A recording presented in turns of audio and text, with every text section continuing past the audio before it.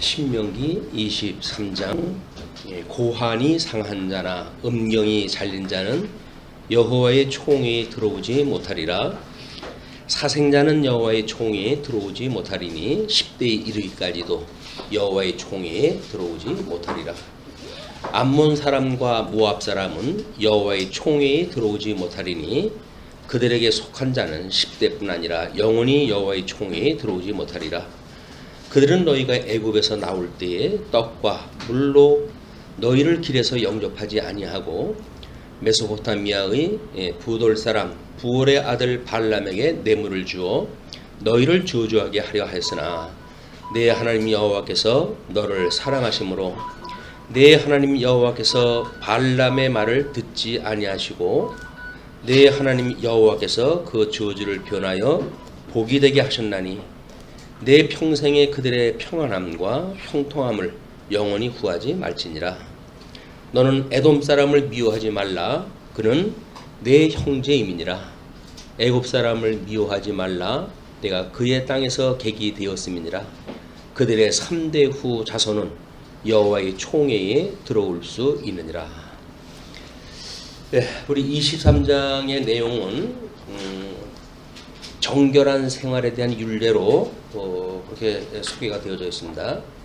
정결한 생활, 지금 19장서부터 21장까지의 생명에 대한 율례와 그 다음에 양쪽 가로 2번으로 해서 22장서부터 26장까지가 생활에 대한 율례로 되어져 있어요. 그래서 지금 그 언약 자손들에게 호렙산 언약을 세우신 것 중에 한쪽 가로 4번 이제 19장서부터 26장까지 율례에 대한 규례에 대한 그런 내용이 쭉 소개가 되어지고 있습니다. 자, 그러면 그런 생활에 대한 율례, 우리 보통 우리들이 삶이라고 하는 그걸 해석하는 것도 마찬가지겠죠. 하나님께서 계명을 주셨을 때 이 계명을 대신 계명과 대인 계명을 주셨는데 이 대신 계명이 1계명서부터 4계명까지입니다. 그래서 첫째, 둘째, 셋째 해가지고 첫째 계명이 하나님 외에 다른 신을 두지 마라 이렇게 되어져 있고, 두 번째 모양으로 형상을 만들어서 우상을 섬기지 마라 이렇게 되어져 있고, 그 다음에 나의 이름을 망령되이 일컫지 마라 이렇게 되어져 있어요. 이거를 우리는 삼일체 하나님으로 봐가지고 성부 하나님, 유일하신 그 하나님에 대한 것을 우리가 신앙 고백을 하면서 살아가도록 하는 게 섭리라고 했고, 그 다음에 어떤 형상이든지 를 만들지 않는 것, 이것이 하나님을 우리가 제대로 알게 되어진 이 계명을 통해서 하나님 기뻐하시는 뜻입니다. 뜻. 이거는 그 신지식으로 이해할 수가 있는데, 이 신지식을 안다는 이야기는 하나님이 어떠한 분인가, 그래서 그분은 무엇을 좋아하시고 무엇을 싫어하시는가에 대한 이야기라고 한다면, 이 형상을 만들어 가지고 섬기는 일도 마찬가지로 예수 그리스도 이외에 어떤 것도 형상화될 수 없다는 거죠. 이거 어떻게 보게 되면 하나님께서는 첫째 날부터 셋째 날까지 천상계를 이제 창조하셨는데, 이 천상계를 지으신 하나님께서 모든 걸 현상 세계에 이제 천하계에 현상으로 해가지고 우리한테 보여주셨어요. 이 현상계를 보여주셨는데, 이거는 계시의 세계죠. 계시의 세계이기 때문에 계시의 모든 목적이 다 이루어지게 되면 없어질 세계입니다. 그러나 그럼에도 불구하고 하나님께서 영원한 것을 두신 것이 있는데, 그것이 중보자 예수 그리스도예요. 중보자. 왜냐하면 참 하나님이시고 그 다음에 참 인간으로 우리 주님이 오셨기 때문에 중보자이신 이분만 현상계에 내려오셨지만 현상계가 다 없어진다고 하더라도 영원한 하나님 나라의 고장 우편에 계신 분이거든요, 이분이. 그렇기 때문에 우리 주 예수 그리스도, 이제 요한계시록에서 이 어린 양으로 보여지기도 하지만 그분만이 천상계에 계신 분이다. 다른 거는 현상으로 보여주는 거는 넷째 날 이후 거는 다 없어져 버리고 말잖아요. 그런데도 불구하고 우리 예수님은 이 땅에 오셨다가 다시 하나님 보좌 우편에 계시면서 만사 만물을 섭리하시는 그런 삼일체 하나님으로 계시기 때문에 이 형상화하지 마라 라고 하는 그 의미가, 이렇게 하나님께서 여기 주신 거는 예수 그리스도 외에는 중보자이신 예수 그리스도 외에는 하나님의 영광의 광채로 보내주신 이 예수 그리스도 외에는 어떤 것도 현상화될 수가 없는 거예요. 그렇기 때문에 우리가 어떠한 모습으로도 만들지 말라라고 하는 그 이야기는 바로 영원하신 하나님께서 인간의 모습을 입고 이 땅에 구속주로 오신 분은 예수 그리스도의 유일성을 이야기하기 때문에 그렇다 이렇게 생각할 수가 있습니다. 그 다음에 이제 뭐 우리 나의 이름을 망령되이 일컫지 말라라고 하는 그 이야기는 성부 하나님도 성자 하나님도 성령 하나님도 그 분이 어떠한 분인가에 대한 이 하나님에 대한 이 지식을 우리가 모르게 되면 자기가 만들어 놓은 신을 섬길 수밖에 없어요. 우리 기독교도 마찬가지로 성경을 잘못 이해를 하게 되면 자기네들이 만들어 놓은 신을 믿게 되어집니다. 모든 인간은 첫째 아담으로 인해 가지고 타락되어져 있는 가운데에 하나님과 같이 되려고 하는 그런 그 생각을 가지고 살아가기 때문에 전부 신의 노릇을 대신하는 거예요. 우리 성부 하나님에 대한 그 지식을 오해하게 되면 물론 뭐 구약 성경에서는 여호와라고 하는 이름으로 계시가 되어졌죠. 그 여호와라고 하는 그런 그 이야기는 언약대로 이루시는 분이라는 거거든요. 만사를 언약대로 이루시는 분이다. 그러니까 그분이 만사를 언약대로 이루신다고 하는 그 개념도 우리가 하나님의 절대 주권이라고 하는 그런 그 개념과 또는 인간에 가지고 있는 어떤 자기의 인견에 인간이 가지고 있는 의지 문제 이것이 늘 부닥치는 부분이에요. 이게 신지식을 우리가 제대로 모른다는 이야기는 주권에 치우치거나 인간 의지에 치우치거나 어떤 한쪽을 치우치는 거예요.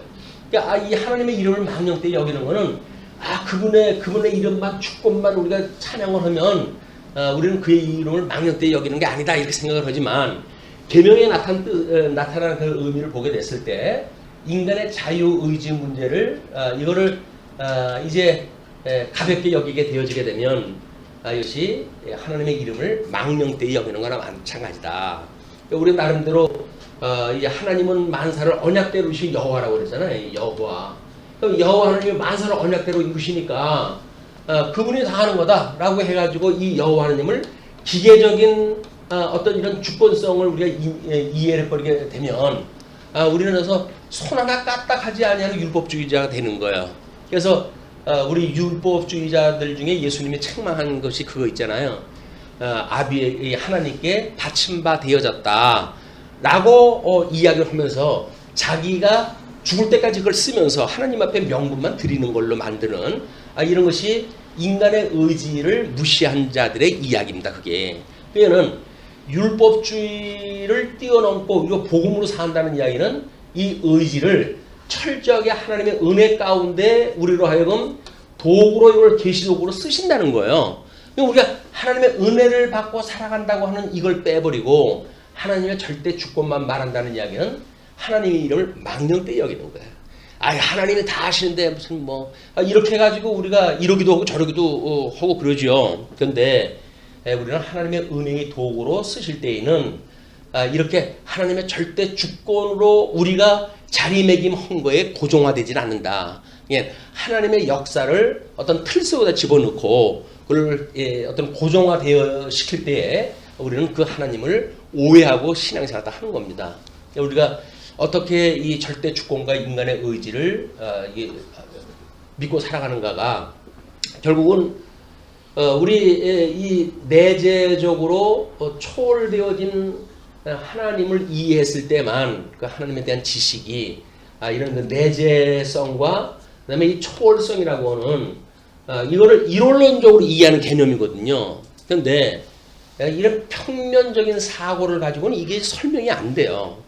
이게 늘 상대적인 걸로 해도 충돌을 일으키게 되어지는데 논리적으로. 그래서 우리가 이제 뭐 웨스트민스터 신앙 고백이라든지 이런 데도 보게 되면 이 문제가 자칫 수평적인 설명들이 많기 때문에 때로는 모순처럼 들리는 경우도 있고 그렇습니다. 그거를 성경 신학적인 입장에서 우리가 어떻게 내재적으로 초월되어진 그 이원화되어진 개념으로 이거를 이론론적으로 이해하는가 이렇게 했을 때 하나님의 뭐 이 영원하신 하나님이 이 땅으로 뭐 계시를 해가지고 보여주는 세계를 통해서 하나님에 대한 전체적인 지식을 알 수가 있게 되어지는 겁니다.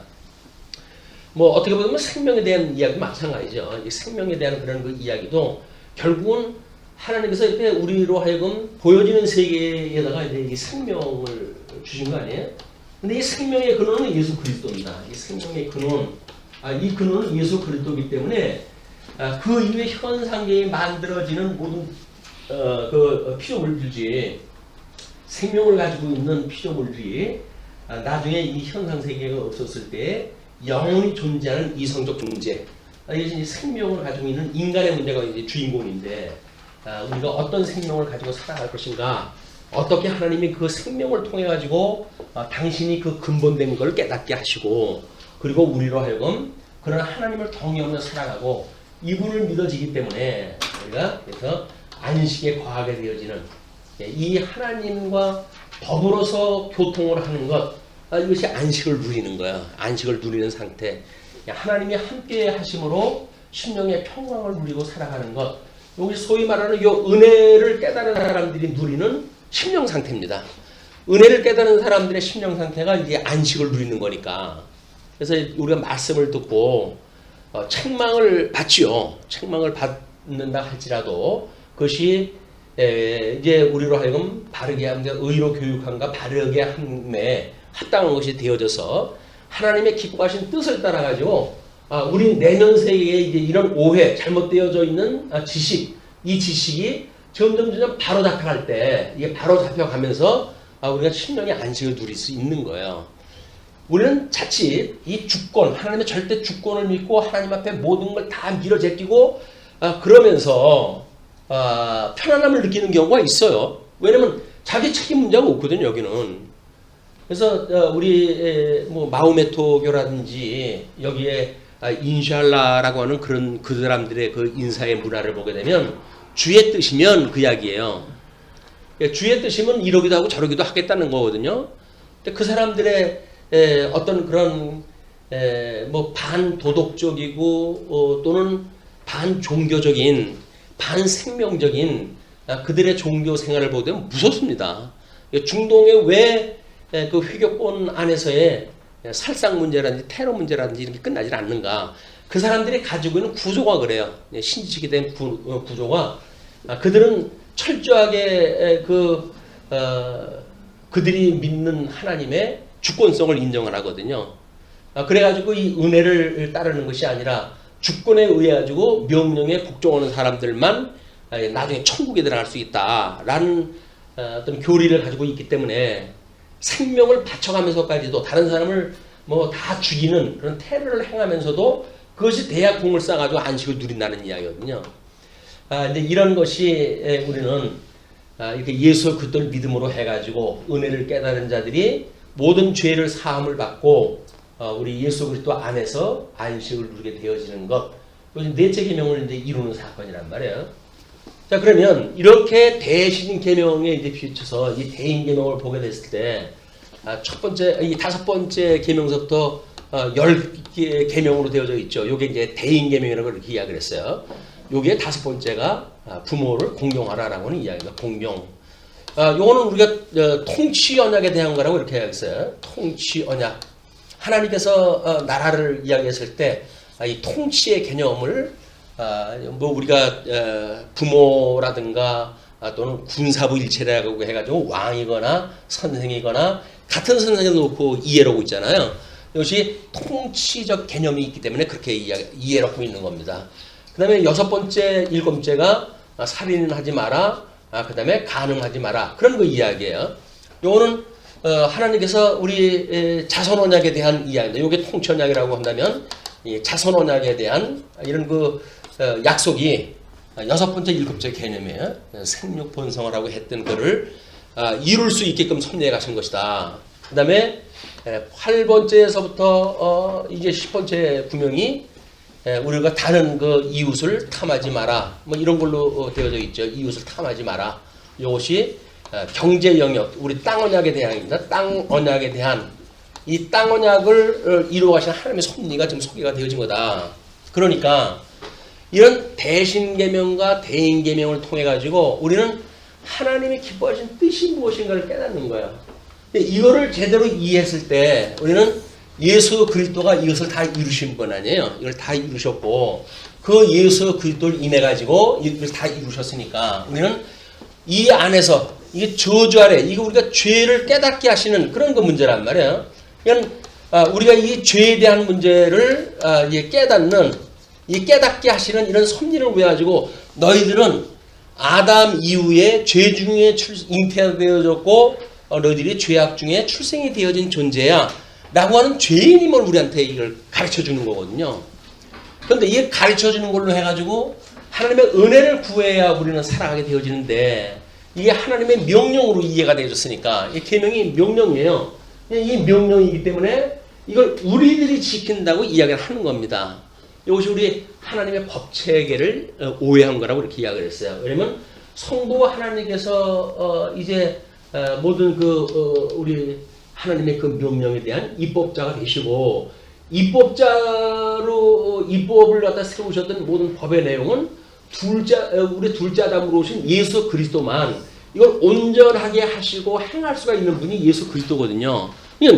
예수님이 이걸 행해가지고 우리를 구원해 내신다라고 하는 그것이 이 율법의 정신인데 이 행법을 인간 스스로가 자기가 순종한다고 하는 이름을 갖다 붙이게 되면 결국은 성령 하나님에 의해 가지고 우리 하나님은 지금 망령되이 일컫지 말라는 거 아니에요.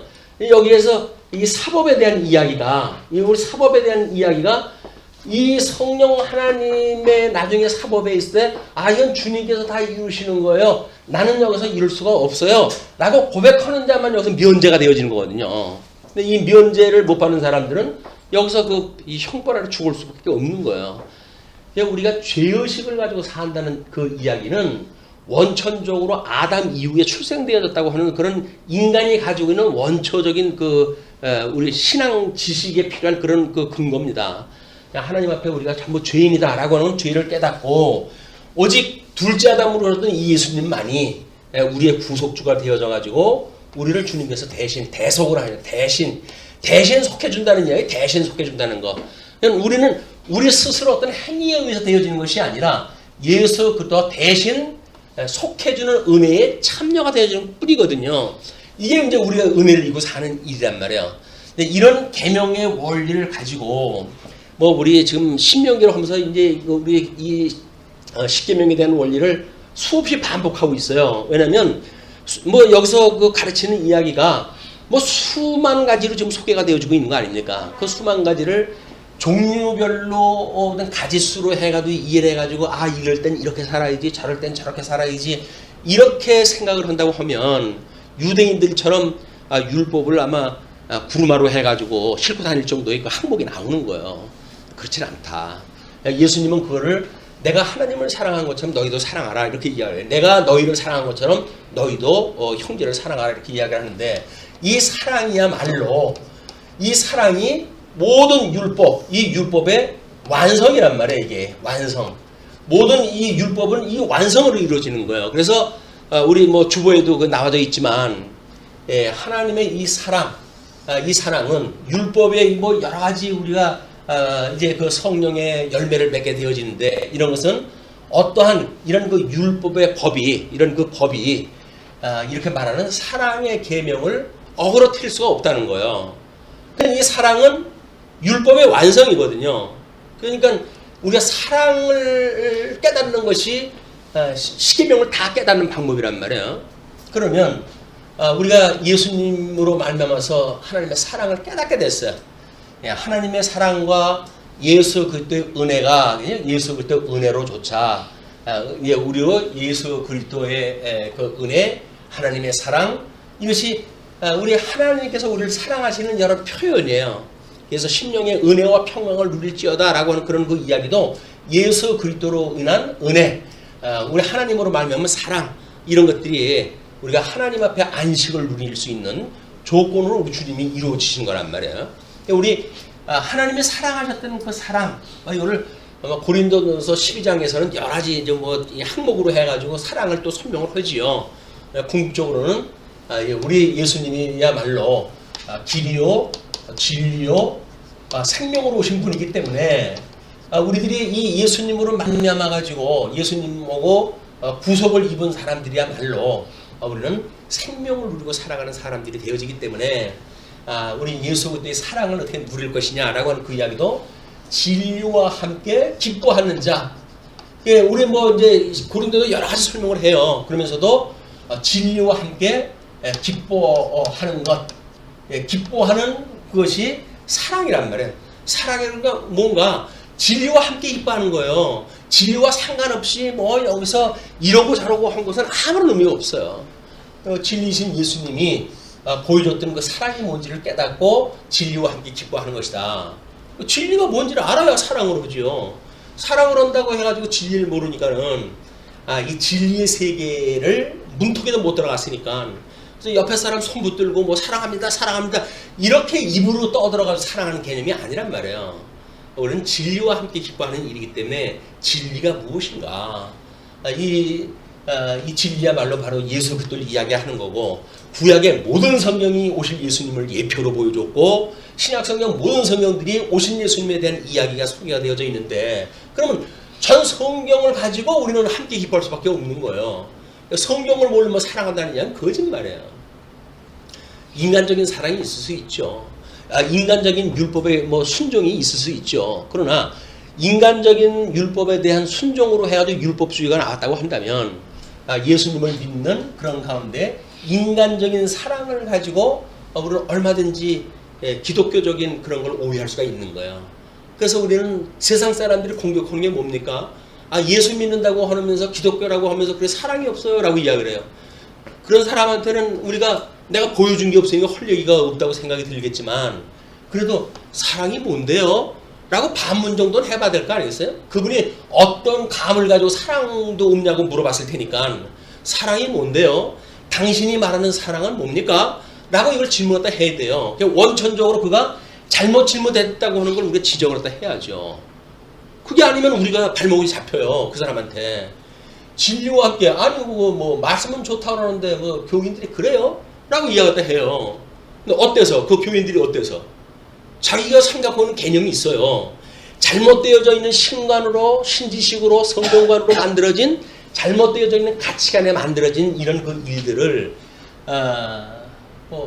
아무것도 모르면서 아는 사람들을 힐난하고 공격하고 이런 그 일들이 있다고 한다면 우리가 제대로 훈수를 둬야 되겠죠. 사랑이라고 하는 건 그런 게 아니에요. 뭐 우리 이 생명이라고 했던 이분이 이거 다 예수님이 가르쳐줬던 건 이거 하나님으로 가는 길입니다. 이게 좁은 길. 이 진리라고 하는 것이 당신에 대한 이치에 대한 설명이에요. 그건 또 예수 그리스도가 한 생명을 누린다는 이야기예요. 그럼 생명을 우리가 우리 천상계를 만들었을 때 뭐 시간과 그 다음에 공간과 형상을 통해 가지고 생명의 근원을 갖다 우리가 전부 이야기를 하지 않았어요. 그럼 천상계 개념도 없으면서 생물학적인 생명을 가지고 있는 사람들한테 이야기한다는 것은 말이 안 되죠.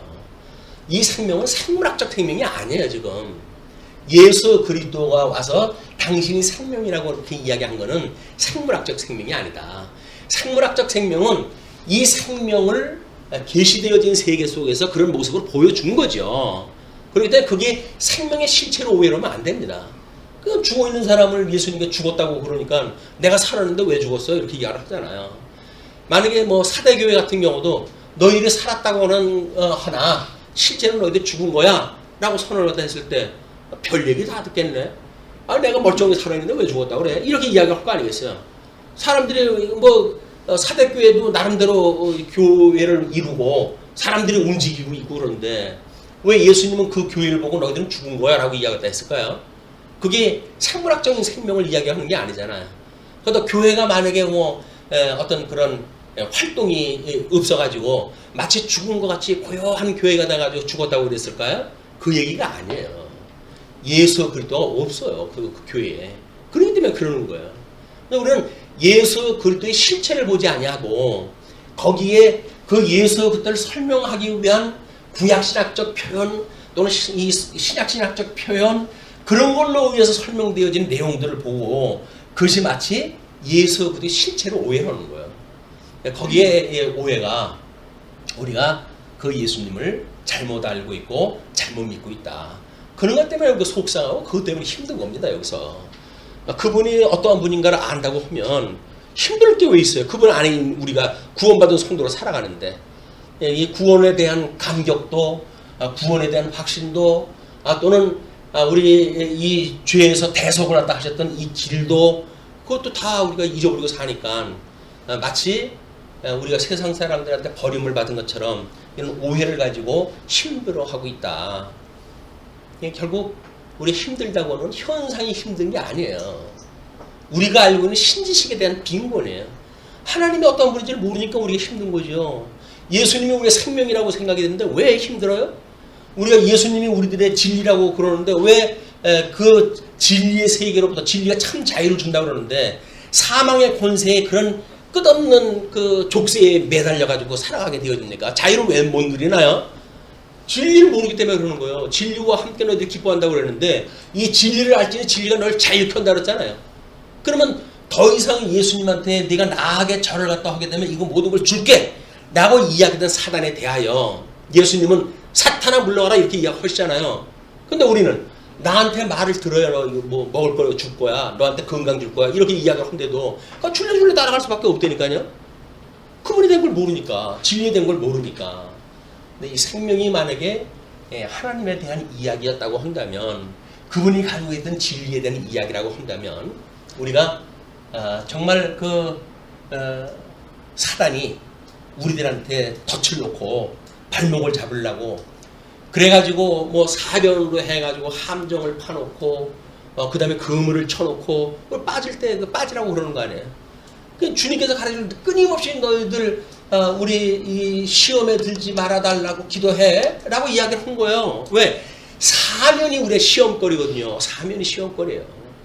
와, 사업을 했다고 하는데 사업을 방해하고 그런 시험이 아니에요. 지금 우리 이 생명에 대한 이야기를 하는 데의 시험이라니까요. 나는 생명을 가졌어. 나는 진리 안에서 참 자유를 누리는 자야. 라고 하는 것을 자꾸 이 사단이 눈에 보이는 세계를 통해서 나한테 공격을 해온단 말이에요. 그럴 때 나는 시험에 들게 하지 말아주세요. 하나님의 이 기도를 해야 되는 거예요. 근데 이 시험에 들게 하지 말아달라고 기도를 했다 하는데 그냥 상황을 바꿔주세요. 뭐 환경을 바꿔주세요. 라고 이야기를 하니까 하나님께서 그 환경은 너 혼자 있는 환경이 아닌데 그렇잖아요. 내가 처해져 있는 환경이 나 하나만 있는 게 아니잖아요. 거기 관계되어져 있는 사회망이 있고 전부 수없는 생명들이 연결되어져 있는 건데 어떻게 나 하나 때문에 그 환경을 다 바꿀 수가 있어요, 하나님이. 그러니까 우리 무리하게 요구를 한다고 하는 거예요, 하나님 앞에. 그 이야기는 그 무리한 환경 속에 구조적 거미줄처럼 엮여져 있는 유기적 관계 속에 내가 있으니 거기에 있는 내가 그 환경을 제대로 하나님의 기뻐하신 뜻이 무엇인가를 분별하게 해주세요. 그 이야기예요, 이게. 이게 분별이 되어져야 그래서 나를 이렇게 여러 환경에 두신 거로군요. 그러면 이 환경에 문제가 있는 게 아니라 하나님의 뜻을 제대로 못 알아들고 있는 나한테 문제가 있는 거로군요. 라고 접근이 되어져야 말씀을 붙들고 그 다음에 우리 하나님 앞에 고깔아져가 기도도 하고 이렇게 되어지는 거지. 환경에 문제가 있다고 생각이 되니까 자꾸 환경을 탓하는 거예요. 백날 탓해도 문제가 해결 안 됩니다. 우리 하나님께서 이 환경, 모든 율법을 이뤄가시는 이스라엘 백성들의 역사의 그런 그 일들은 끊임없이 하나님의 기뻐하시는 뜻이 무엇인가를 분별하기 위해서 주신 거예요, 그게. 거기에서 그 환경을 바꿔가지고 우리가 문제가 해결된다고 한다면 아주 상큼하게 해결되겠죠. 안진뱅이가 일어났듯이 그렇게 해가지고 일어나게 되면 모든 문제가 해결이 되어진 것 같죠. 그러나 그 구원을 하던 자를 구원했던 그 구원도 온전한 구원을 이야기를 하는 거예요. 영적 구원이 없다고 한다면 그게 아무 의미가 없어요. 그렇기 때문에 우리가 하나님 앞에 어떻게 이런 그 예수 그리스도 하나님에 대한 지식을 제대로 이해를 하고 눈에 보이는 가시적인 세계로부터 노임을 받는가. 여기서 70, 80 살다가 죽는다고 그러는데 좀 더 살겠다고 해가지고 있는 보약 어쩌고 저쩌고 먹고 이러다 보니까 나이는 먹어가고 할 수 없이 인간 나이가 먹어가니까 치매라고 하는 자연적인 그 질병을 걸 수밖에 없는 거 아니에요? 그러니까 그거 가지고 또 우리 병원도 운영이 되어지고 하는 것도 있겠지만 거기서 치매 걸린 사람들끼리 서로 다른 얘기하면 사는 거예요. 한 사람은 십자 천자문을 유식하게 외우고 있고 한쪽에서는 너 나한테 시비 걸어 지금 너 죽어. 이런 서로 틀린 얘기를 또 해가는데 둘은 이해가 되는 거 아니에요. 나름대로 그렇게 이해를 하니까 그런 반응이 나타나는 거 아니에요. 한쪽에서는 그동안 뭐 배웠던 거 뭐 이런 거 그 뭐 많은 사람 앞에서 자랑 삼아 이야기되고 얼마나 그가 과거에 헤아려서 배웠던 진리의 세계 그걸 가지고 지금 자랑을 하는 겁니까? 다른 세계 봤을 적에 성한 사람이 보게 되면 저렇게 잘하는데 저분은 왜 치매가 들었을까? 이런 또 다른 생각을 또 하겠죠. 그분은 그거 가지고 그게 다예요. 근데 맞은편에 있는 병상에 있는 분은 저게 왜 나만 보면 중얼거리지 저게? 중얼중얼 자기가 중얼거리는 건데 그 사람은 그 사회망 속에서 그것이 인지가 안 되어지니까 자기 보고 그런다는 거예요. 자기 보고. 전부 환경 탓하는 거예요. 저 인간 나만 보면 제가 중얼거려. 자기 보고 중얼거리는 거 아니에요. 그 사람 자기 멋에 취해가지고 사는 것 뿐이에요. 근데 우리가 가만히 이런 역사를 풀어가지고 보게 되면 치매 환자 아닌 사람이 없어요. 예수님 모르고 진리 모르는 사람들 다 치매 환자처럼 그러고 산다니까요. 남편은 남편대로 무슨 세계를 그리고 뭐 비춰라 아주 큰 그림을 그리고 살아가죠. 아내는 아내대로 또 그림을 그리고 살아가요. 근데 그게 전부 다른 그림이야. 우리 뭐 동상이몽이라고 이야기하는데 다른 그 꿈을 갖다 꾸고 가니까 갈등이 해결될 수가 없는 거예요. 우리는 예수 그리스도 안에서 참 생명으로 하나가 되어졌을 때만이 진정한 자유를 누리고 심령의 평강을 누리고 안식에 거할 수가 있게 되어진다. 이것이 사실은 지금 생활로의 이 경건에 대한 모습에 대한 전체 원리예요. 이 원리를 가지고 읽어 나가야 여기서 그것이 그 얘기로구나 이렇게 이제 이해가 되겠죠. 자, 근데 그 23장의 1절로 8절이 총에 들어오지 못하는 자.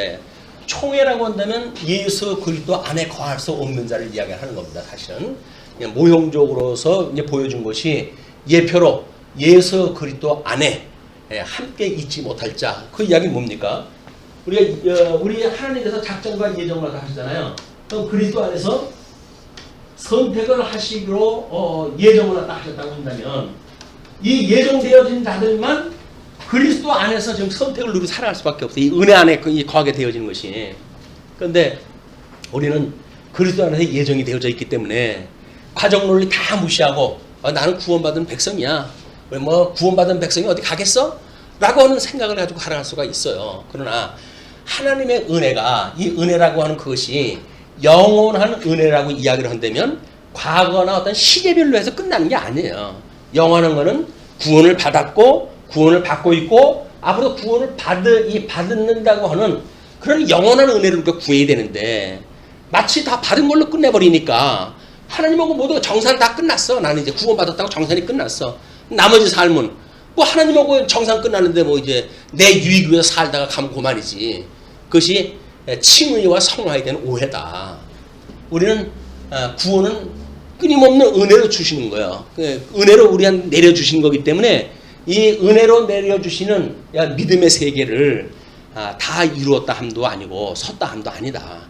그냥 다른 박질을 하는 사람들처럼 그냥 끊임없이 그 경주를 하다 하는 자예요. 이 믿음의 은혜를 받기 위해 가지고 믿음이 없다고 한다면 과거형으로 치부를 하다 해버린다든지 미래형으로 밀어버린다든지 현재는 아무 의미가 없는 거예요. 그게 우리한테는 지금 여기 은혜를 받을 곳이란 말이에요.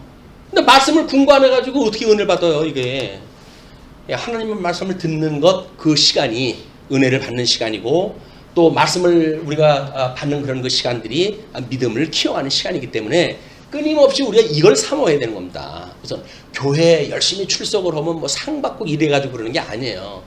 은혜를 받는 시간이기 때문에 이 은혜를 깨닫는 일이 그래서 다수가 어떤 그런 말씀을 들으면서 나름대로 진리를 깨닫게 되어지고 그리고 믿음이라고 하는 것이 만들어지고 그래서 이 은혜로 우리가 믿음이 만들어진다고 하는 걸 체험하는 시간들 아닙니까? 성도의 교제가 그래서 필요한 거예요. 자, 그래서 이제 참가할 수 없는 자, 총회에 들어올 수 없는 자에 대한 이야기인데 먼저 고환이 상한 자나 음경이 잘린 자는 여호와의 총이 들어오지 못하리라. 우리 자선 언약이 이것이 생육 번성하라는 이야기 아닙니까? 생육 번성하라 땅에 충만하라. 라고 하는 것이 자선언약으로 주어졌는데 자선인이 번창하려고 한다면 정상적인 관계가 유지가 돼야 되잖아요. 그게 안 되는 거예요. 그게 안 되니까 그게 안 되면 여기 있을 수가 없는 거죠. 여기에 예수님을 믿었는데도 불구하고 뭐 어떤 증인으로 삶이 하나도 없어.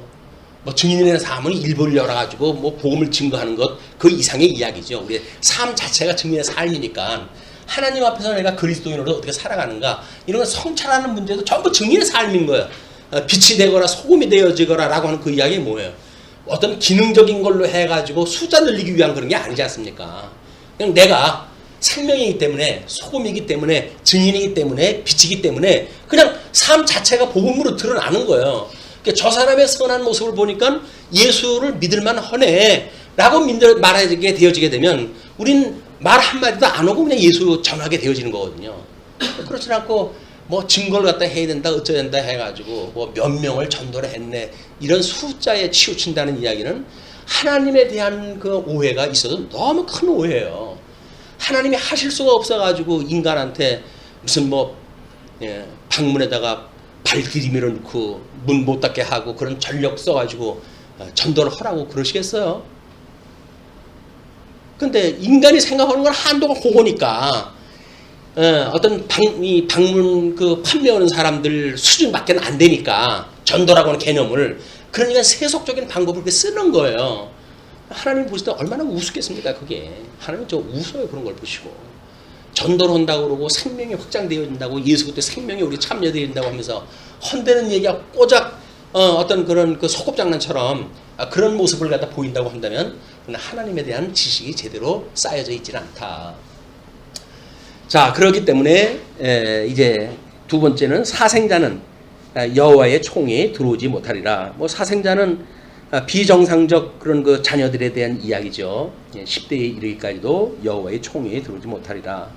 그래서 이제 뭐 우리가 예수님은 이런 거를 우리가 어떻게 멍에를 같이 밀 수가 있느냐라고 하는 걸로 설명을 하죠. 이건 사생자라고 하는 그 이야기는 믿는 자와 믿지 않는 어떤 그런 남녀 간에 만들어지는 자녀들 뭐 이런 것들 이야기 이방인과 택한 백성들과의 이제 이 구약적인 그 방법이라고 한다면 그렇게 계시가 되어진 거죠. 그렇게 해가지고 그 사람들이 들어와 가지고는 결국 공동체를 무너뜨리고 이런 역할을 하기 때문에 총에 들지 못한다라고 하는 기회를 주신 거예요. 그렇다고 한다면 예수 그리스도 안에 있는 성도도 마찬가지죠. 우리 생명을 제대로 깨달았다고 한다면 우리 어떻게 그 생명 확장 또는 예수 그리스도로 인해 가지고 우리 생명에 참여되어지는 그런 것을 누릴 수 있는가라고 하는 문제를 이제 상고할 수 있는 그런 그 개념이기도 합니다. 암몬 사람과 모압 사람은 여호와의 총에 들어오지 못하리니 그들에게 속한 자는 10대뿐 아니라 영원히 여호와의 총에 들어오지 못하리라. 그에 대한 설명을 합니다. 그들은 너희가 애굽에서 나올 때에 떡과 물로 너희를 길에서 영접하지 아니하고 또 특별히 메소포타미아의 부돌 사람 부올의 아들 발람에게 뇌물을 주어 너희를 저주하게 하라 하였다. 그것 때문에 그래요. 그렇지만 내 하나님 여호와께서 너를 사랑하심으로 내 하나님 여호와께서 발람의 말을 듣지 아니하시고 내 하나님 여호와께서 그 저주를 변하여 복이 되게 하셨나니 내 평생에 그들의 평안함과 형통함을 영원히 구하지 말지니라. 그래서 하나님의 원수는 우리의 원수예요. 우리는 하나님이 미워하는 자를 우리가 인간의적인 사랑으로 해서 극복한다고 주제 넓은 생각을 하는데 그렇지는 않습니다. 하나님이 싫어하는 건 우리들을 싫어하는 거예요. 예수님이 성전을 허물고 했던 것을 공분이라고 이렇게 이야기를 합니다. 하나님이 싫어하시는 그런 제사를 드렸던 유대인들에게 상을 얻고 이런 그 일들은 예수님 하나님이라고 그러시면서 그렇게 포악스러워요. 인간적인 방법으로 그렇게 평가할 수가 있겠죠. 근데 그 포악스러운 게 아니에요. 나중에는 전부 불구덩이 속에다 집어넣을 건데 더 심한 걸 한번 보여줄까? 하나님께서 나중에 마지막에 전부 불로 해서 심판을 갖다 하실 거예요. 근데 상 하나 엎었다고 해가지고 그게 포악스럽다고? 포악스러운 거 꼴을 못 받는가 보지. 마지막에 불로 해가지고 다 그냥 지져버릴 건데 그냥 하나님이 어떠한 분인지 모르니까 그 능력이 어떤지 모르니까는 자기 머릿속에 그림을 가지고 그렇게 예수님 포악스러울 수가 있냐. 하나님은 사랑이라고 그러면서 전쟁이 끝이 나질 않아요. 하나님이 계신 거 맞습니까? 그리고 아주 뭐 아는 것처럼 해가지고 공격하는 자들이 있잖아요. 알긴 뭘 알아. 이 인간의 존재 문제가 뭔지도 모르고 이 생명의 문제가 뭔지도 모르고 무슨 사랑을 이야기를 하고 뭐 사랑이신 하나님이 전쟁을 끝내지를 않고 이렇게 뭐 그럴 수가 있느냐. 잔인하신 하나님이다. 공의의 하나님인데 싫어하면 다 지워버리시는 분이지. 왜 지네들 마음에 맞게 남겨놔야 돼. 그러니까 이게 하나님에 대한 걸 자기 수준에 맞춰가지고 이야기를 하는 거예요. 그게 사실 인본주의의 근본입니다. 인본주의라고 하는. 예, 하나님에 대한 그 지식을 자기 수준에 맞춰가지고 전부 교리주의자들도 마찬가지입니다. 하나님에 대한 걸 겨우 인간 수준에 맞춰가지고 설명하다 해야 되고 이렇게 하니까. 근데 사실은 뭐 우리가 다년간 공부를 해왔으니까 나름대로 이 정도도 공부를 다 해가는데 사도 바울도 그랬어요. 삼층천 그 뭐 비밀이 된 걸 이야기를 하면서 너희들한테 다 이야기 못하겠다. 내가 아무리 이야기해도 너희들 못 알아들어. 그러니까 알아듣는 이야기만 뭐 하고 이제 말잖아요. 그걸 성경 66권을 다 통해야 무슨 얘기였었는데 그럼 우리가 못 알아듣는다는 이야기가 뭐였었는데 그걸 알 수가 있는 거예요. 근데 우리가 알 수 없어서 뭐 사도 바울도 이야기 안 했는데 뭘 더 알려고 그래. 알 필요 없지. 라고 이야기하면 성경 계시를 다 무시하는 거예요. 우리 성령 하나님께서 인식의 주관자로 오셨는데 하나님의 이름을 망령되 여기는 그런 그 부류가 되어지는 겁니다. 하나님의 계시라고 하는 거 우리가 깨닫게 하시는 것인데 그걸 깨닫지 못하고 살아가는 것이 당연한 것처럼 생각이 들고 목사가 될 거야. 뭐 성경을 갖다 그렇게 공부를 하고 그래. 그렇게 이야기를 하잖아요. 공부가 목사가 되기 위해서 공부하는 건가요? 아니에요. 구원받기 위해서 공부하는 거예요? 아니에요. 구원받는 거는 십자가의 도만 알아도 하나님의 이미 예정한 자는 다 믿을 수밖에 없어요. 근데 이 험악한 세상에 우리들로 하여금 왜 진리의 체계를 이걸 궁극하게 하시는가? 끊임없이 음부의 권세가 우리를 공격을 해오잖아요. 비진리가 우리 진리 세계를 공격을 해오잖아요. 그렇기 때문에 이 진리의 세계를 공부하지 않으면 비진리의 세계를 방어할 수가 없어요. 그 방어를 다 하기 위해 가지고 믿음에 앞서 있는 사람들이 성경을 공부하고 뭐 그분들이 장로고 뭐 집사고 교회에 그런 직분을 가지고 계신 분들이죠. 그래서 그렇지 아니한 분들한테 성경을 가르쳐 주는 거예요. 잘못되어진 분들한테 성경이 이러합니다 라고 이야기를 했다 해서 자기 수준으로 이해하고 있는 하나님에 대한 오해를 자꾸 바꿔가게 할 수 있는 이것이 지도자들이 하는 일이란 말이에요. 그냥 끊임없이 성경을 연구해야 되는 거예요. 목사가 되기 위해서 그러는 거 아니에요. 진리를 지키고 보수하기 위해서 이걸 할 수밖에 없는 거다. 자, 그리고 이제 7절에 너는 에돔 사람을 미워하지 말라. 그는 내 형제임이니라. 애굽 사람을 미워하지 말라. 내가 그의 땅에서 객이 되었음이니라. 그래서 에돔 사람은 특별히 우리 이제 그 아브라함의 육체로 난 아들 이스마엘과 이 이스마엘은 육체를 따라서 난 자죠. 그리고 이삭은 언약을 따라 낳은 아이들, 언약을 따라 낳은.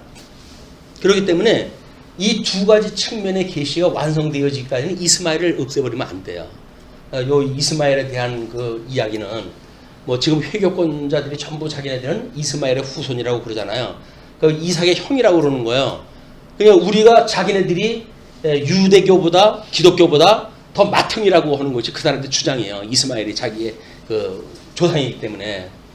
그리고 이제 뭐 이스마엘과 이색이 이제 어떤 성경에 다른 부분들을 나름대로 각색을 해가지고 이스마엘도 그럴듯한 명분을 주어가지고 자기네 신앙의 근본을 삼게 되어지는데 이걸 위해 가지고 내버려 둬야 돼요. 이건 언제까지?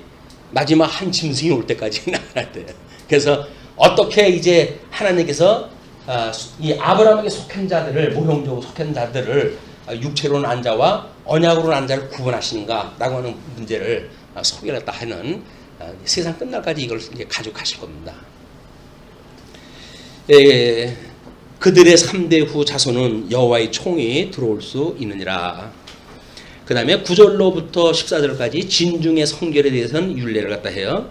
내가 적군을 치러 출진할 때에 모든 악한 일을 스스로 삼갈지니, 여기 악한 일을 스스로 삼가라고 그러는데 그 악한 일이 사실은 계명으로 보여줬던 그런 그 일들 외에는 뭔지를 모르잖아요.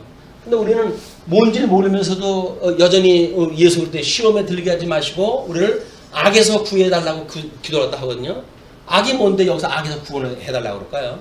하나님의 기뻐하시는 뜻이 아닌 건 전부 악이죠. 이 하나님 기뻐하시는 뜻이 선이니까 하나님 기뻐하시지 않는 건 모든 악이다. 그러니까 육체의 소욕을 가지고 끊임없이 우리가 하나님 앞에 이 선을 구할 수 없는 이런 그 요소를 이걸 악에서 구원해 주세요. 그 이야기는 뭐예요? 하루빨리 육체로부터 해방시켜 주세요. 그 이야기예요. 하루빨리 증인으로 살다가 그냥 증인의 삶을 살다고 육체 그냥 끝을 내주시고 우리 하나님하고 영원한 세계에 살 수 있도록 해주세요. 그 이야기예요. 백수하게 달라고 하는 게 아니라니까요. 우리한테는 하나님 앞에 빨리 하나님이 데려가셨으면 좋겠어요. 하나님. 그게 우리들이 사모하는 거예요. 이 세상에 뭐 낙이 있고 뭐 볼 게 있다고 해가지고 여기서 천년만년 살고 싶어가지고 우리 그렇게 합니까? 그게 아니에요. 성경에서는 악에서 구원하다 해달라. 그 이야기는 예수부터 바깥에 전부 악이니까 우리 육체의 소욕으로 해가지고 우리 도표에 그렇게 나와져 있었죠. 거기에 그 그림에 갈라디아서 5장 19절로 21절 말씀을 소개해드렸는데 육체의 일은 현저하니 곧 음행과 더러운 것과 호색과 우상 숭배와 술수함과 그 다음에 원수 맺는 것과 그 다음에 분쟁과 시기와 분냉과 당짓는 것과 불리함과 이단과 투기와 술취함과 방탕함과 또 그와 같은 것이니라. 이게 육체의 일이에요. 근데 우리 오전에도 이야기를 했지만 하나님 현재의 일들을 하감하시옵고 이걸 내려서 감찰하사 그런 그 이야기예요. 살펴보시고 우리가 지금 어떤 악에서 허우적거리는지 이걸 좀 봐주세요. 그리고 이거로부터 우리를 구원해 주세요. 그 이야기예요. 지금 사도들이 기도했던 것이 그 이야기라니까요. 이 하감을 해주시고 지금 우리가 증인으로 살아가는데 어떤 도전을 받고 있는지 그걸 하나님께서 보시고 그 우리들에게 방해의 조건 되어지는 그런 그런 자들로부터 우리를 구원을 해 주십시오. 그리고 증인의 역할을 감당할 수 있게 해주세요. 그런 그 이야기예요. 그 사람들이 그렇게 기도했다고 해가지고 짐승곤세가 끝납니까? 소용없어요.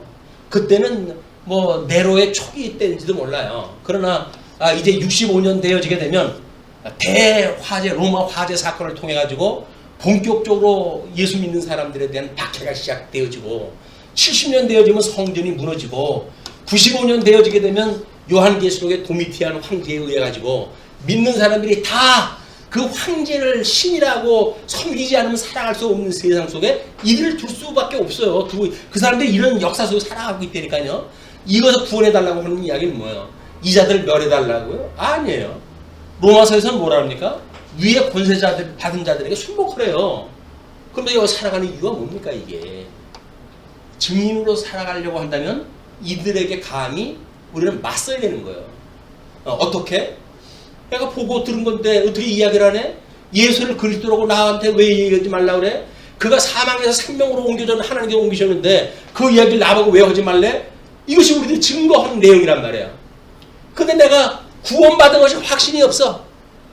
예수 그리스도로 말미암아 죽고 새 생명으로 새로운 피조물이 되어졌고 예수 그리스도의 생명에 우리가 들어갔고 라고 하는 확신이 없으니까 그 자들한테 뭘 이야기를 해요? 그냥 내 생명 부족해 해주세요 라고 할 수밖에 없잖아요. 왜? 난 죽어도 내 할 얘기 할 거야. 나는 왜? 예수님 내가 나를 위해 대속한 걸 내가 믿는데 성경 66권을 통해서 내가 확인을 했다 했는데 나보고 어떻게 그 얘기 하지 말라고 그래? 예수님이 나를 지금까지도 하나님께 나를 이렇게 사랑하셨고 지금까지도 그분이 나를 붙들고 있는데 어떻게 내가 그분을 부정으로 살아갈 수가 있어? 난 그렇게 못해. 네가 나를 갖다 지금 여기서 죽인다고 하더라도 난 그 얘기 할 거야 라고 이야기하는 게 증인의 삶이란 말이에요. 근데 뭐 조금만 뭐 불이익이 있다고 한다면 쉬쉬하고 그러면서 무슨 증인의 삶을 살아요. 아니. 단호히 맞서야 되는 게 나는 예수 그리스도의 증인이다. 예수님의 죽으심과 부활에 내가 직접 참여했는데 내가 그걸로 인해 가지고 예수님과 함께 죽었다고 하는 걸 내가 고백을 했다 했는데 나는 예수님과 이제 새 생명을 얻었는 거 내가 지금 예수 그리스도의 생명 속에서 함께 살고 있는데 그걸 어떻게 부정을 해? 눈에 보이는 세계, 잠깐 있다가 없어질 세계, 심판받을 세계 그거로부터 불이익이 있다고 해가지고 영원한 생명을 내가 부정할 수 없어 라고 하는 것이 우리 믿음의 세계 아닙니까? 이거 우리 믿음의 세계예요. 그러니까 여기서 지금 이야기하는 내용들도 그런 그 일로 일이 진행이 되는 거다. 그래서 내가 적군에 출진할 때 모든 악한 일을 스스로 삼갈지니 거기에 이제 세부적인 몇 가지 예를 들어요. 너희 중에 누가 밤에 몽설함으로 부정하거든 진영 밖으로 나가고 진영 안에 들어오지 아니하다가 해질 때에 목욕하고 해진 후에 진에 들어올 것이요. 몽설한다고 하는 그 이야기는 정상적인 생육하고 번성하는 일에 자기가 우정 뭔가를 안 했기 때문에 나타나는 현상 아니겠어요. 정상적으로 그런 일들이 벌어지게 되면 왜 이런 일이 일어나겠어요? 그냥 하나님의 명령을 제대로 안 하는 거야. 그냥 우리가 예수 그리스도에 대한 거를 증인의 증인인데 이 증인이 씨앗을 심어야 될 거 아니에요. 씨앗을 뿌려야 될 거 아니에요.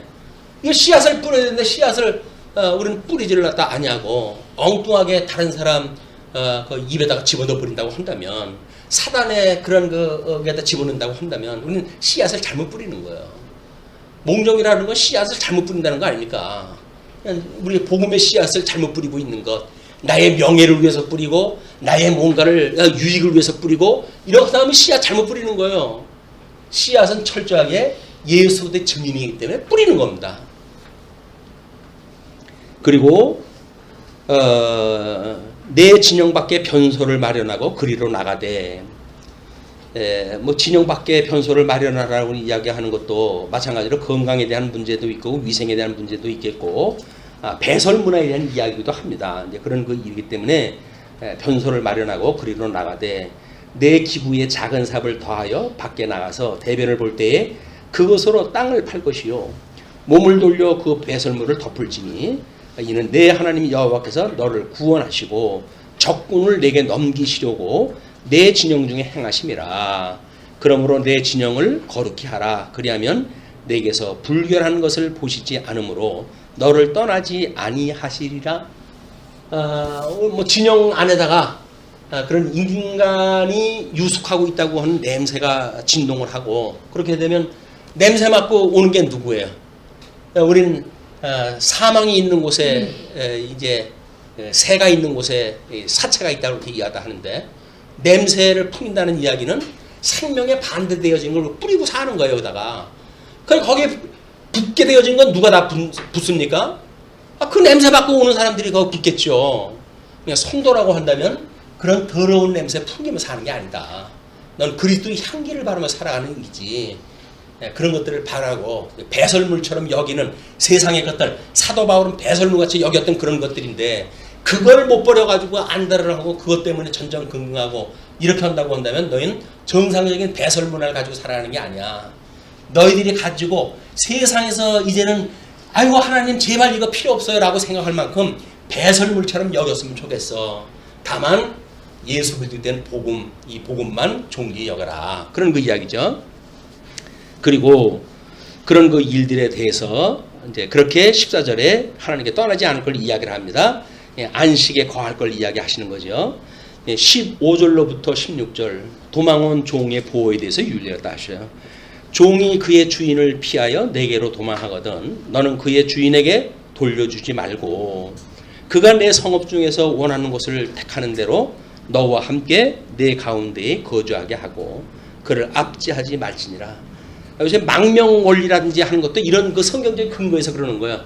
어떤 정치적 망명을 했을 때 우리들한테 그거 외교 문제로 해가지고 문제 시끄러울 거야. 시끄러울 거야. 그 나라에 돌려보내. 라고 하는 그 이야기는 그냥 손 안 대고 그 사람 죽게 내버려 두는 거거든요. 그것이 생명의 원리에 반하는 일이다. 자기네들의 이해관계에 따라가지고 생명을 포기하게끔 만드는 이런 그 일들에 대한 것을 지금 이야기를 하는 거죠. 그러면서 그가 내 성읍의 중에서 원하는 곳을 택하는 대로 너와 함께 내 가운데 거주하게 하고 그를 압제하지 말지니라. 또 뭐 그 살게 했다고 하는 이유를 가지고 갑질이나 해대고 이런 것도 생명 원리에 어긋나는 겁니다. 우리 하나님은 사랑이시기 때문에 이 사랑의 원리라고 하는 그런 그 이야기는 종속적 관계가 아니에요. 종속적 관계가 아니다. 각자가 예수 그리스도에 속하져 있는 사람들이기 때문에 뭐 남자들은 여자 치마 붙들고 천국 간다고 농담 삼아 이야기를 하잖아요. 될 수가 없다고 하는 이야기를 우리는 이야기를 하지요. 이야기를 하는데 구원의 문제도 마찬가지입니다. 회개에 대한 문제, 강구에 대한 문제 전부 예수님 앞에 직접 나가야 되는 거예요. 다른 중보자가 없어요. 우리한테는 예수님밖에. 근데 뭐 거기다가 뭐 사제를 갖다가 도와가지고 우리 대보다 뭐다 해가지고 믿음을 대신해 준다고요? 그런 거 없어요. 예수님한테 바로 나가야 되는 거예요. 힘들게 되면 예수님 안에서 우리가 새로운 피조물이고 그분 안에 우리가 사는 사람들인데 그 예수님한테 고해야지. 그거를 엉뚱하게 그걸 다른 걸 붙들고 늘어지고 이렇게 되어지는 거는 생명의 주인인지 모르는 거예요. 이분이 그 생명의 근본되는 걸 모르는 거예요. 우리 구원주라고 하는 걸 모르는 거예요. 그러니까 예수님 외에 다른 환경을 가지고 우리 붙들고 늘어진 거다. 자, 그러면서 그 17절부터는 창기와 남창에 대한 윤례입니다. 이스라엘 여자 중에 창기가 있지 못할 것이요 이스라엘 남자 중에 남창이 있지 못할 것이니 다 생육 번성을 방해하는 요소들인 거예요. 창기가 번 돈과 개 같은 자의 소득은 어떤 서원하는 일로든지 내 하나님 여호와의 전에 가져오지 말라. 이 둘은 다 내 하나님 여호와께 가증한 것입니다. 우리 속담에는 그렇게 안 하잖아요. 개같이 벌어가지고 정신같이 쓰라 그러잖아요. 기독교 정신은 안 그래요. 개같이 본 거는 나한테 가져오지 말라는 거예요. 이건 수단을 정당화되지 않는 모든 수단을 목적에 정당화시키는 거는 맞지 않습니다. 목적이 선하면 모든 수단은 가다라고 하는 그런 이야기 잘못되어진 이야기예요. 우리는 철저하게 예수 그리스도의 절대 의지 안에 살아가는 성도가 우리가 은혜 가운데 살아가는 이런 우리들은 이런 은혜 가운데 살아가는 이 도구가 되어지는 일이기 때문에 수단과 방편을 어긋나게 하면 안 돼요. 설사 목적이 안 이루어질지라도 하나님 기뻐하시는 뜻을 따라서 되어지는 거예요. 천천히 갈지라도 하나님의 기뻐하시는 뜻을 따라 가는 거예요. 망하는 길인데도 불구하고 하나님의 기뻐하신다고 하면 그 길 가는 거예요. 그게 절대 주권자를 믿는 믿음이지. 말로는 아브라함의 예를 들어가지고 내가 우하면 나는 좌하겠고 내가 좌하면 나는 우하리라 라고 하는 건 말은 잘해. 그런데도 불구하고 조그만 이해관계가 걸리면 어떻게 해요? 우리는 양보 못하지. 내가 왜 양보를 해? 내 밥 먹고 살았는데 내가 왜 양보를 해? 똑똑한 것 같지만 사실은 똑똑한 거 아니에요. 참 지혜자는 뭡니까? 하나님의 절대 주권을 인정하는 거예요. 얼마만큼? 바보스럽게. 쟤 바보 아니야? 난 바보야. 나는 세상에 대하여 바보야. 왜? 주님이 인도하신 대로 난 갈 거니까 라고 믿는 것이 믿음인 거예요. 내 세상에 영광을 떨고 그걸 이야기를 하는데 그렇지는 않습니다. 하나님의 법이라고 하는 거는 예수님이 이루어가시는 일인데 아무리 어리석은 방법을 갖다 해도 이루어진다는 거예요. 그것이 바로 십자가의 도입니다. 이 어리석은 이 십자가의 도로 하나님께 당신의 지혜를 드러내셨기 때문에 그래요. 그리고 19절부터 20절 동족의 이자에 대한 율례입니다. 내가 형제에게 구워주거든 이자를 받지 말지니 곧 돈의 이자. 이건 이제 8, 90 그 계명에 대한 경제에 대한 이야기예요. 땅의 언약에 대한 곧 돈의 이자, 식물의 이자, 이자를 낼 만한 모든 것의 이자를 받지 말 것이라. 타국인에게 내가 구워주면 이자를 받고도 되거니와 받아도 되거니와 내 형제에게 구워주거든 이자를 받지 말라. 그리하면 내 하나님 여호와께서 내게 들어가서 차지한 땅에서 내 손으로 하는 보험서에 복을 내시리라. 하나님께서 주시니까 너 짧은 머리 가지고 돌머리 가지고 굴리지 말고 그냥 바보처럼 그냥 그렇게 살아. 이자 받아가지고 무슨 떼돈 번다고 그러고 사냐. 하나님이 다 복 줄 테니까 너는 여기서 내 인심 쓰면서 살아. 그 이야기야. 우리는 여기서 손 내밀고 구대에 손 내밀고 살아가는 거예요. 왜? 하나님이 해가시니까. 그게 연보의 원리인 거예요. 연보의 원리고 그것에 의해 가지고 우리 예루살렘에서는 이제 그런 믿는 사람들끼리 살아가는 그런 예를 들지만 예루살렘이 그 극한 가뭄이 오고 가난이 왔을 때 이웃교회에서 어떻게 해요? 그들이 복음을 전해준 그 근거라고 생각이 들어가지고 연보를 갖다 보내잖아요. 그게 생명의 원리란 말이에요. 이게 생명의 원리. 그걸 돈 몇 푼 받고 사는 어떤 그런 경제 문제로 이걸 해석을 한다고 한다면 하나님 참 한심하다고 그러실 거예요. 그냥 생명의 원리지 이 돈의 문제가 원리가 아니다. 내 입으로 내가 소원 네, 끝으로 21절로 23절 소원에 대한 윤례입니다. 내 하나님 여호와께 서원하거든 갚기를 더디하지 말라. 지금도 이건 우리 종교 개혁 전까지는 이자 원리가 없었어요. 이 경제 원리에. 근데 칼빈이라고 하는 사람이 이자를 이렇게 하나님의 법에 어긋나지 않는다 라고 하는 신학적 해석에 따라 가지고 지금 이자를 받는 금융업이라든지 이런 것이 지금까지 발전을 갖다 해온 거예요. 근데 인간의 본질을 오해를 갖다 했으니 그렇지. 인간들이 얼마나 욕심이 많은 인간들인데 이자 받으라고 한 걸로 해서 이자로만 끝납니까?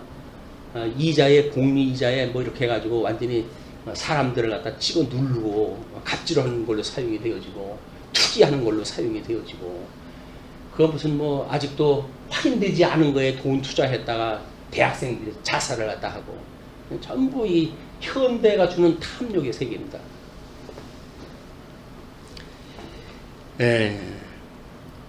그리고 내가 소원하지 아니하였으면 무죄하리나. 그러나 내 입으로 말하는 것은 그대로 실행하도록 유의하라. 무릇 자원한 예물은 내 하나님 여호와께 내가 서원하여 입으로 언약한 대로 행할지니라. 하나님께서 말했다고 한다면 뭐 손해가 날까 어쩔까 앞뒤 가릴 거 없어요. 그냥 하나님 뭐 약속하시니까 해는 거예요. 세상에도 마찬가지입니다. 교회에 만약에 뭐 연보를 작정을 했다. 사업이 좀 어려운데 이거 조금 빼야 되지 않을까? 잔머리 돌리게 되면 하나님이 더 일을 엉클어 버려요. 그래서 뭐 내기로 내 거 약속해야지. 내가 그거 없다고 뭐 죽어? 라고는 믿음 가지고 해야지. 그걸 그걸 제대로 돌아가지도 않는 머리를 가지고 주파 하나를 튕기고 뭐 이래가지고 그래가지고 받는 복이 무슨 복입니까? 하나 주시게 되면 먹을 거 입을 거 하나 다 주셔요. 우리한테. 다른 거 구하지 말래잖아요. 그거 다 주시겠다고. 오죽 안 믿어지게 되면 우리가 그 안간힘을 쓰고 사랑을 한다고 하는 사람들끼리 그냥 등에다 칼을 꽂고 그럽니까? 그게 믿어진다고 한다면 그럴 수가 없어요. 믿어지지 않기 때문에 나타나는 현상이에요. 네, 오늘은 23절까지만